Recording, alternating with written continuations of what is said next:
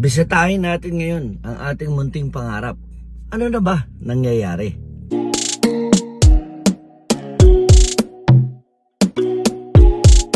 Yes sir, dito na tayo ulit sa Cabanatuan. Tingnan natin kung ano naging update natin kay Jester para sa ating mga bintana at pinto. Tumahan niyo ako. Let's go!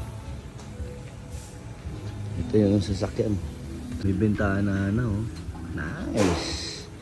Diba? Makinis na rin. Ready for painting na. Ayun si Idol Jester. Idol. Ayos ba? Ito, bintana natin sa kusina. Okay na ba? Ayun, may screen.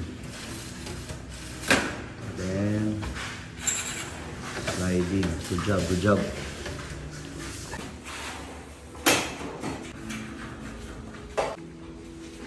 May bintana na sa banyo. Kakabit na bintana.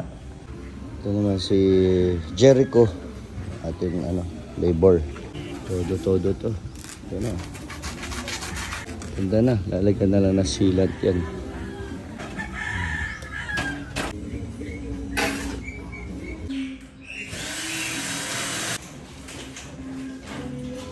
Overtime tayo, Engineer Joey. Overtime ang game natin. Hindi na lang prepared tayo. Alam mo, pinapractice natin yan, yung overtime. So sa basketball talaga, kailangan situational games. Dapat napapractice din natin ang overtime period. Hindi lang regulation time. So ito na nga nangyari sa atin. Nasa overtime period na tayo. Nagkakabit na ng mga bintana, nagpa-plastering. Malapit na. Sana umabot bago ng Pasko. Sisilant na. Walang space. Ito kasing area na to sa master's bedroom gagawin itong glass door. Ni-request ni Mama Nanet. Siyempre.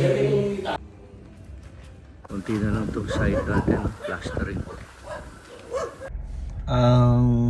Ang number one na natutunan ko dito sa munting pangarap natin na bahay, kailangan talaga maging patient.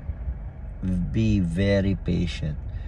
No, different workers, different styles. Parang basketball player no? Mga players, may pang-opensa, may pang-depensa, may aggressive, mayroong hindi aggressive. So, ganun talaga ang buhay Kinakailangan ka mag-adjust. So, konting tiis. Sana umabot ng Pasko. Winner.